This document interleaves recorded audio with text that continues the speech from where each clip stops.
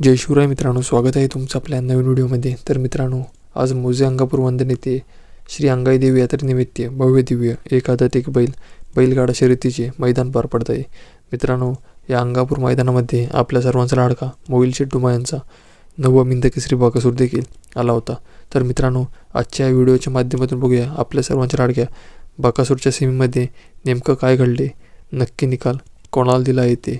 तर मित्रांनो, आजच्या अंगापूर वंदन मैदानामध्ये सेमीच्या चिठ्ठ्या काढल्या गेल्या आणि सेमीच्या चिठ्ठ्यानुसार आपल्या सर्वांच्या लाडक्या बकासूरची व गरुडाची गाडी ही सेमी क्रमांक 3 मध्ये तास क्रमांक 6 मधून लागली होती।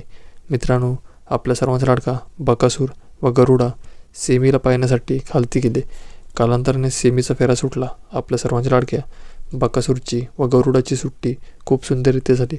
मित्रांनो, या सेमी क्रमांक 3 मध्ये 2 गाड्यांमध्ये काटाकीर लढत चालू होती।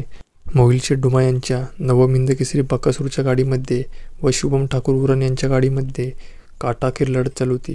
मात्र शेवटच्या क्षणाला तोंडावरती दोन्ही गाड्या सामना उतरल्या आणि त्यामुळेच दोन्ही गाड्यांना सामना निकाल देण्यात आले।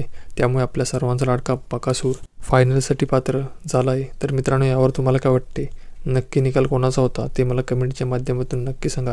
आणि चॅनलवर नवीन असेल तर चॅनलला सबस्क्राईब करून घ्या आणि व्हिडिओला लाईक करायला विसरू नका।